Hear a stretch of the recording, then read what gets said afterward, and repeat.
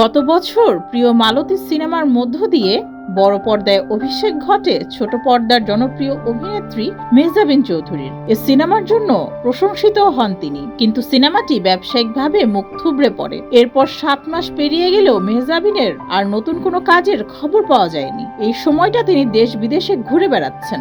নেটিজেনরা বলছেন, মেহজাবিন কি তবে দেশ ছেড়ে দিলেন?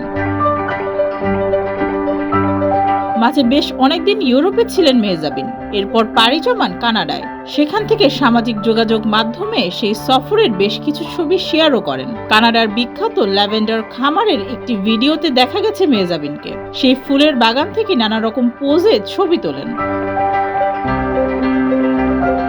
সেই সব ছবি ফেসবুকে পোস্ট করে মেহজাবিন লেখেন, যদি কখনো শোনেন এখানে স্থায়ীভাবে বসবাস করতে চলে এসেছি তাহলে অবাক হবেন না। এরপর থেকেই গুঞ্জন ছড়িয়েছে, যেহেতু মেহজাবিনের হাতে কোনো সিনেমা নেই, তবে কি মেহজাবিন দেশ ছেড়ে দিয়েছেন? ছবিগুলোতে প্রশংসার পাশাপাশি কেউ কেউ লিখেছেন, দেশে বা বিদেশে যেখানেই থাকো ভালো থাকো।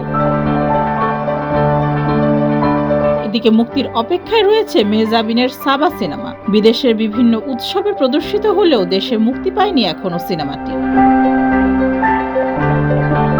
ডেস্ক রিপোর্ট, যুগের চিন্তা।